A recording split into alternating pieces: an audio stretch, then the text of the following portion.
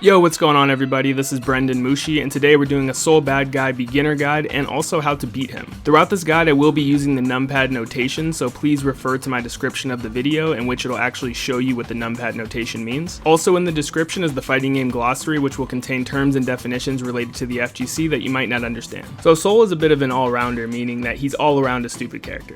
No, I'm just kidding. I know there's some people out there that might make fun of you because, you know, he's a bit of a chimp and he is one of the strongest. Now, he is the strongest character in the game right now, but don't let that bother you. If you think Soul is cool or you just want a simple character, there's absolutely nothing wrong with that. I'm gonna make fun of you, but that's totally fine. Soul specifically excels in up close pressure and can deal high damage. Soul is designed for players who love making reads and forcing rock paper scissors situations with the opponent. If you enjoy making your opponent sweat and crack under pressure knowing they'll eat massive damage if they make the wrong guess, then Freddy here is your man. His only real weakness is that he can struggle at range against opponents that are good at reading how he'll approach and punishing him. So to start this off, let's go ahead and go over his normals. 5P and 2P are some of your fastest normals and can be used to interrupt small gaps in your opponent's pressure. 6P is a universal anti-air used to beat jump-ins and some grounded pokes that hit above the waist. 6P will grant a hard knockdown on counter hit to allow you to run in for pressure. 5K can be used as a pressure starter. It hits twice and the first hit actually starts up in 3 frames, making this move Soul's fastest normal. Most normals typically start up around 5 frames, and it also can be used as a great anti-air because it aims towards the sky. It's also dash cancelable, so you can use it to dash in for a throw, or you can use it in juggle combos as well.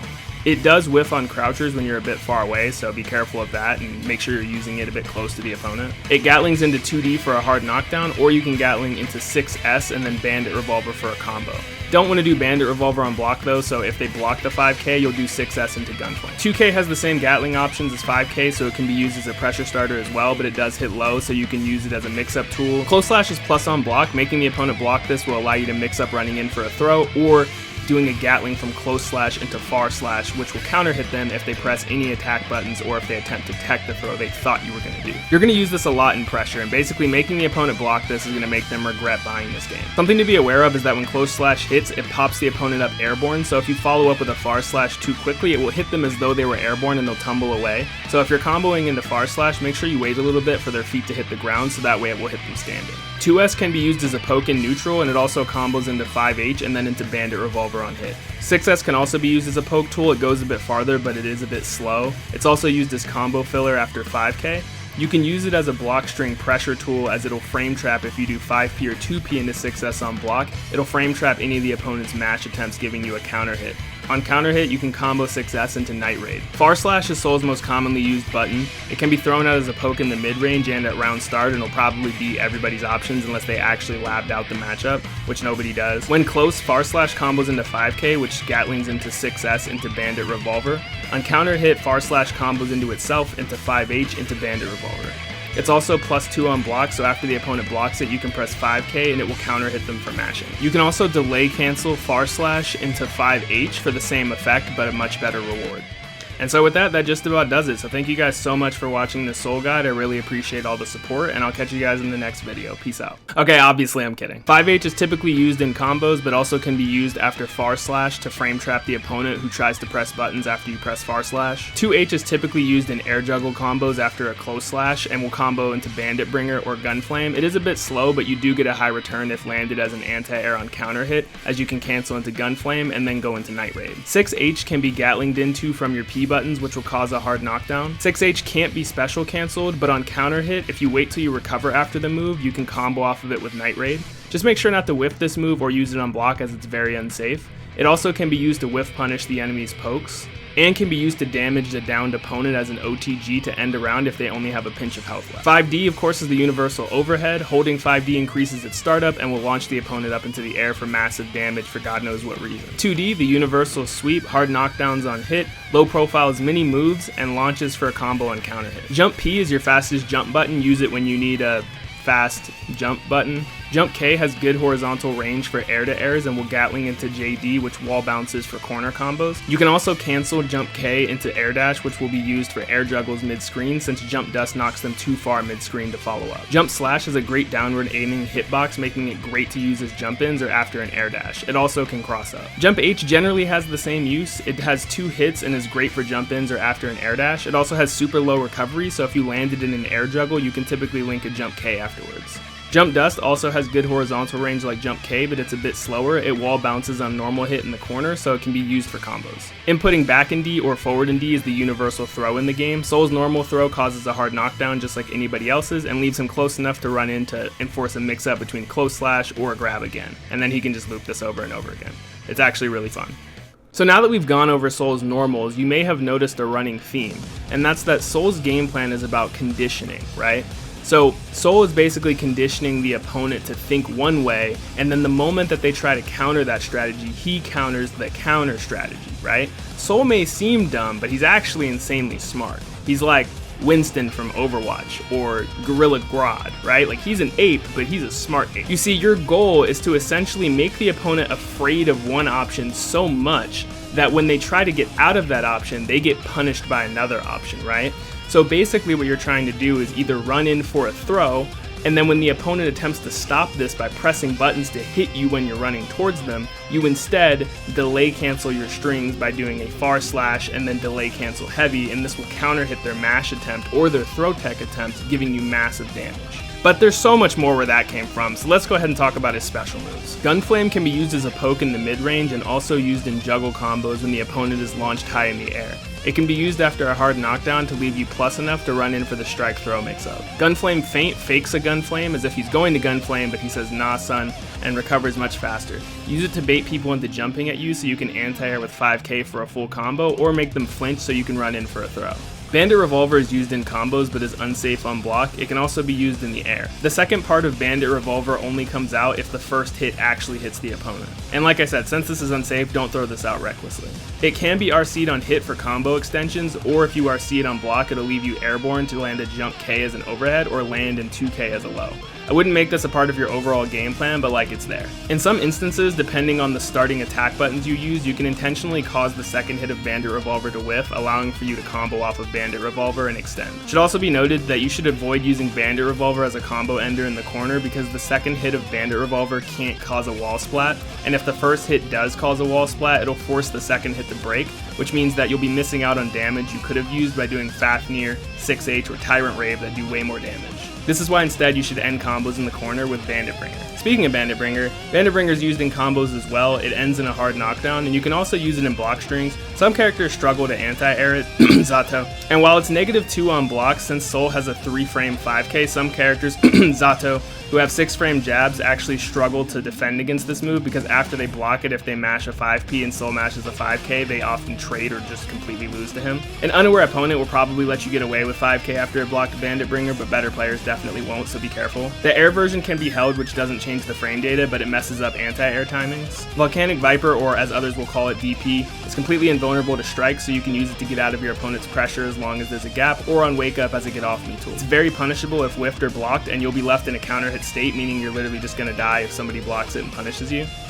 It can also be used as an anti-air, as if the opponent air blocks it, you'll be safe. Should be noted that Volcanic Viper is not invulnerable to throws, so you can be thrown out of its startup. If you have 50% tension, you can Roman cancel it on hit or block. On hit, you'll get a full combo. On block, you'll make yourself safe. Slash Volcanic Viper does 1 hit, while Heavy Slash Volcanic Viper does 2 hits. The second hit of the Heavy Slash Volcanic Viper can clean hit, meaning that if it hits close, it basically is like a sweet spot, which will grant you extra damage and a hard knockdown. Heavy Volcanic Viper is probably the more optimal way damage-wise to end combos because it does massive damage, but you're not always close enough to clean hit, in which case you should use Bandit Bringer instead, or maybe even Bandit Revolver. Wild Throw is a command grab, meaning that it's a grab so you can't block it, but you also can't tech it like you could tech a normal throw. It does more damage than a normal throw and also leads to a hard knockdown. You don't have as much time for an Oki setup as you would off of a normal throw, but you can do a far slash, which will beat out any of the opponent's wake up options. It also causes you to switch sides, so keep that in mind as well. Maybe if you're in the corner, you might want to go for it to put them in the corner.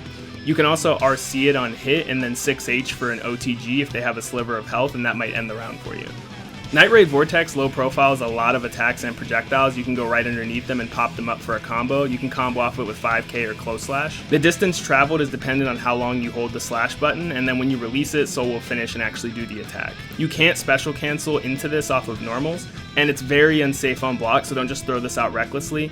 If you RC it on block, you'll be able to go in for a strike throw mix, and if you RC it on whiff and the opponent has jumped back and is above you, you can jump up and air throw them. Fafnir is the move where Soul charges forward and does a devastating ignorant ass punch which guard crushes the opponent, giving Soul massive plus frames. You can do a 6S afterwards, which will generally beat out most of the opponent's options. The guard crush state means that the opponent can't yellow Roman cancel to basically blow you back while they're in this state, and it also cranks the guard gauge by a lot. Once again, you also can't cancel into this move off of normals either, because that would be that'd probably be a problem, huh? However, you should use this when you're at the wall and you get a wall splat, as it'll maximize your damage potential if you are able to break the wall with it. But if you don't have enough time to do it because it's kind of slow, you can use 6H instead. And of course, if Fafnir connects, you can combo off it by going straight into Night Raid. So onto Soul's supers, he has 2 of them. The first one is Tyrant Rave. It's a fully invincible super that can be used on Wake Up or to beat out the opponent's pressure if there's a gap. It's invulnerable to strikes and throws, so you cannot be thrown out of this. And it also will force an area shift. If you didn't know, if you break the wall with a super, it actually gives you a hard knockdown, allowing you to run in for the strike throw mix. The second super is called Heavy Mob Cemetery, which is the tightest fucking name ever. Soul dashes full screen with infinite super armor, and upon contact with a grounded opponent, he'll grab them and dunk them. The grab is not blockable or techable, so you have to jump to avoid it or use an airborne move. So now that we've discussed what Soul does, what his moves are, what his game plan is, we know how to play Soul and exactly what he's going to do to us, now we're going to talk about how to beat Soul. So if Soul's been giving you some problems, this is the part for you. Well, I guess Soul's been giving everyone problems, so I guess this part is for everyone, but I mean, you get the idea. When Soul is at a far range, his gun flame typically won't reach you, so if you have full screen projectiles, definitely use them.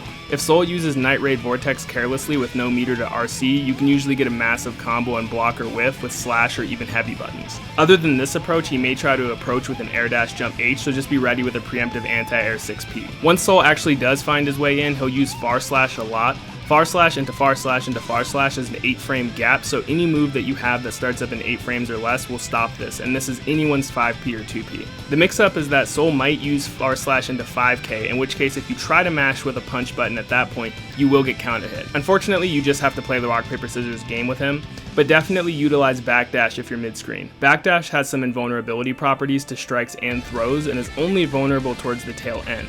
So moves that aren't very active and are just quick, like far slash or just punches, you'll be able to just jump out of the way of those, and if he runs up for a throw, you'll jump out of the way of that too, and you'll actually get a counter hit punish on him as well. Even if you were to get hit by something like his far slash while backdashing, you'll just tumble away from him anyway, and which would be way less damage than you would take if it hit you standing. When Soul is pressuring you, just try not to panic and look for key moments where his pressure is done, such as blocking a gun flame at close range. This means it's your turn, or also maybe look for opportunities where you might be able to jump and air dash out or back dash away, and make sure to use yellow Roman cancel as well to blow him off of you and take your turn back.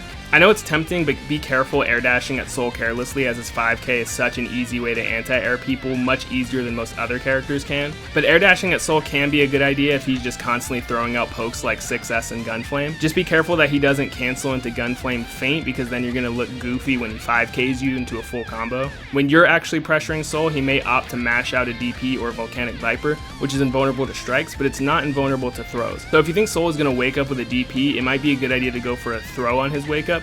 That way, if he does wake up DP, you'll throw him out of it. And if you block the DP, while it is very punishable on block, assuming you didn't air block it, Soul can RC it on block, and that way it'll actually make him safe. But he can't RC it on whiff. So what you can do is that if you're on Soul's body as he's getting up off the ground, you can attempt to backdash away from him or space yourself at a distance where his DP will completely whiff, granting you a full punish. Just pay attention to if he has burst, because I promise you that any Soul player that whiffs this is going to immediately mash burst. So if you want to do something funny, you could close slash him and then jump cancel it and block. He's going to burst and you'll block it, and then you'll full combo punish it. This won't work on better players, but against most people online, this is probably going to work, I promise. Heavy Mob Cemetery is kind of a meme and how stupid it is and how weird it is to punish, and I agree it does need more recovery, but there are some things you can do about it. Some characters can jump and air dash back and punish it, but most characters have some sort of an airborne move they can do to where it'll hit his super armor, but they're airborne, so they'll avoid the throw, and then they can punish him when they land. You can also RC drift up as well. So in closing, I just want to say, as we move through Strive's life cycle, people may discover better combo routes, better Oki or whatever, and that's completely okay. But I believe that this information will get you caught up on the core fundamentals of the character right now, so that you can grow with the other ape-like Soul players in the Animal Kingdom. Feel free to check out #GGST_SO on Twitter for tech, and you can also watch other notable Soul players. I think the best Soul player right now is undisputably Dev. And that's about all I have for this Soul guide right here. I want to thank you guys so much again for watching as always, and I'll catch you guys in the next video. Peace out.